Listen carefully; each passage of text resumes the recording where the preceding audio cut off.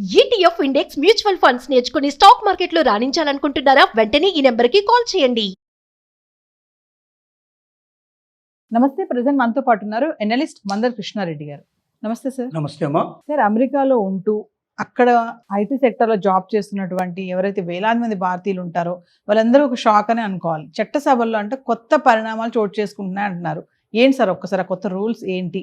అమెరికాలో ఉన్న ఒక టెక్ కంపెనీలే కావు, అమెరికాలో ఏ ఉద్యోగానికైనా సరే H1B వీసాలు అనేటువంటివి ఒక ప్రాసెస్ ఉంది. ఆ ప్రాసెస్లో ఆ కంపెనీ వాళ్ళు మాకు పలాని ఉద్యోగం అవకాశం ఇవ్వండి అని దరఖాస్తు పెట్టుకుంటారు. గవర్నమెంట్ వాళ్ళకి ఆ ఉద్యోగాలు శాంక్షన్ చేస్తుంది. ఒకసారి శాంక్షన్ చేసిన తర్వాత ఆ కంపెనీ ఆ లైసెన్స్ని తన ఎంప్లాయీగా ఎవరిని సెలెక్ట్ చేసుకుందో వాళ్ళకి ఆ లైసెన్స్ నేను ఇస్తున్నాను, ఇతన్ని నేను ఈ దేశం నుంచి పిలుచుకుంటున్నాను అని చెప్పి ఇన్ఫర్మేషన్ ఇచ్చి వాళ్ళు ఈ డీటెయిల్స్ తోటి ఇంటర్వ్యూ అటెండ్ అవుతారు. వాళ్ళకు వీసా ప్రాసెస్ లోపల H1B వీసా అలాట్ చేస్తారు. వాళ్ళు ఆ దేశానికి వెళ్తారు. ఆ లైసెన్స్ని ఎన్నిసార్లు రెన్యువల్ చేసుకునే పాసిబిలిటీస్ ఉంటాయి. వాళ్ళు అక్కడ గ్రీన్ కార్డు కూడా అప్లై చేసుకునే అవకాశాలు ఉంటాయి. అక్కడ పర్మనెంట్ సిటిజన్షిప్ చేసుకునే కూడా అవకాశం ఉంటుంది.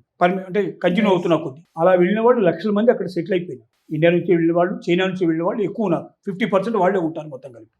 దీనివల్ల అమెరికాలో ఉండేటువంటి పౌరులకి ఉద్యోగ అవకాశాలు తగ్గిపోయినాయి అనేది ట్రంప్కు ఉన్నటువంటి ఆలోచన, ట్రంప్ పార్టీ ప్రతినిధులకు కూడా ఉన్నటువంటి ఆలోచన. అదే దాన్నే వాళ్ళు ఏం చేశారంటే ఎలక్షన్ లోపల చాలా ఎక్కువ ఎక్స్పోజ్ చేసే ప్రయత్నం చేశారు. అమెరికన్ పౌరులారా, మీరు నష్టపోతున్నారు, మీరు మోసపోతున్నారు. గత ప్రభుత్వాలన్నీ కలిపి పనికిరాని వాళ్ళందరినీ విదేశాల నుంచి తీసుకొని వచ్చి మన దగ్గర పెట్టేసి మన పౌరులకి ఉద్యోగాలు దొరకకుండా చేశారు. తక్కువ వేతనాలకు వాళ్ళని తెచ్చుకుంటున్నారు ఇక్కడికి. మన వాళ్ళకైతే ఎక్కువ వేతనాలు ఇవ్వాలని, కాబట్టి వేతనాల నుంచి తప్పించుకోవడానికి మన వాళ్లకు ఉద్యోగాలు ఇవ్వకుండా ఇతర దేశస్తు నుంచి వలసకు ఇక్కడికి ఎంప్లాయీస్ని తెచ్చుకుంటున్నారు. దానివల్ల మనం నష్టపోతున్నాం. నన్ను గద్దెనెక్కనిపోయింది, నన్ను గద్దెనెక్కిస్తే నేను ఆటోమేటిక్గా మీరు ప్రెసిడెంట్గా మళ్ళీ తిరిగి ఎన్నుకుంటే నేను ఈ విధానాన్ని మారుస్తాను అని చెప్పి ట్రంప్ ఎలక్షన్లో వాగ్దానం ఇచ్చాడు. ఆ వాగ్దానం దగ్గర అనేక రకాల వలస వాళ్ళని అక్కడి నుంచి పంపించడానికి రకరకాల ప్రయత్నాలు, రెక్కలు వేర్చి వాళ్ళకి బేడీలు వేసి సంఖ్యలు వేసి వాళ్ళని విమానాల్లో తీసుకొచ్చి అక్కడ వదిలిపెట్టడం, ఇట్లాంటివన్నీ చాలా చాలా రభస చేశాడు. ఇప్పుడు అమెరికాకు సంబంధించిన ట్రంప్కు సంబంధించిన పార్టీ, రిపబ్లికన్ పార్టీకి సంబంధించినటువంటి ఒకనొక ఎంపీ గ్రేగ్ స్టోవ్ అతను ఏం చేశాడు అంటే చట్టసభల్లో దీన్ని ప్రవేశపెట్టాడు, సెనెట్లో ప్రవేశపెట్టాడు బిల్లుని. ఏమని? H1B వీసాను పూర్తిగా రద్దు చేద్దాం, అసలు అవకాశం ఇవ్వకూడదు. వలసదారులు ఎవరు కూడా H1B వీసా ద్వారా మన దేశంలో ప్రవేశించడానికి వీల్లేదు.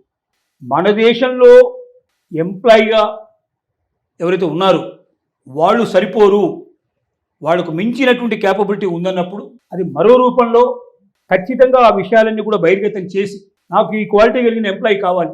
నేను అమెరికాలో మొత్తం సెర్చ్ చేశాను, ఆన్లైన్లో పెట్టాను, సోషల్ మీడియాలో ఇచ్చాను, అన్ని రకాల నేను ప్రయత్నం చేశాను.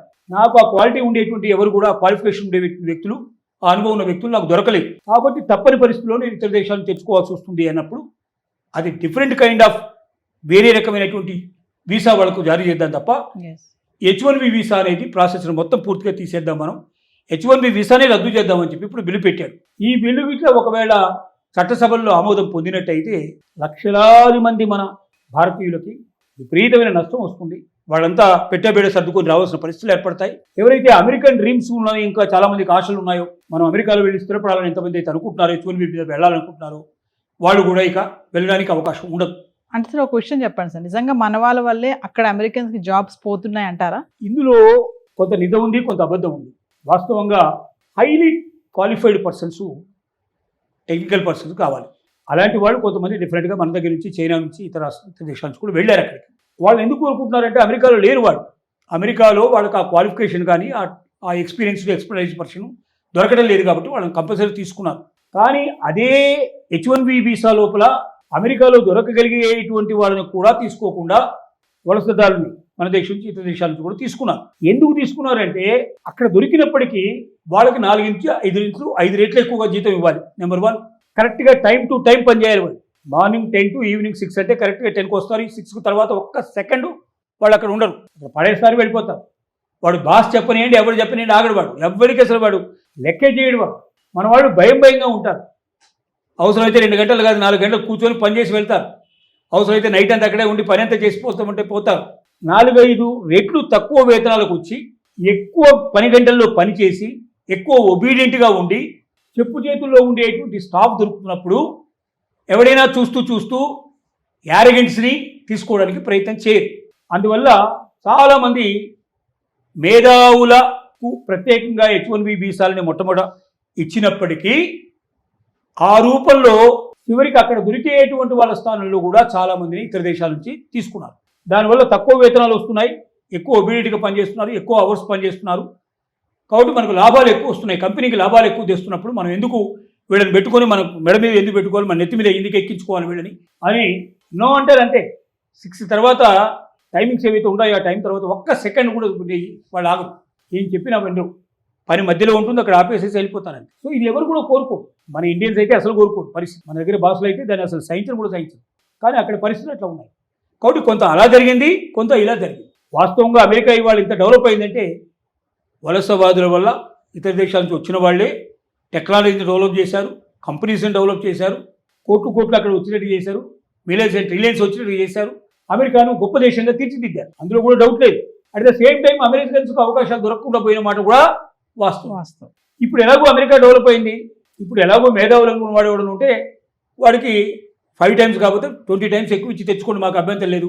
కానీ అమెరికన్స్ కూడా ఖచ్చితంగా ఉద్యోగాలు ఇచ్చి తీరాలి అనేటువంటి భావంతో ఇప్పుడు ఈ బిల్లును ప్రవేశపెట్టబోతున్నారు.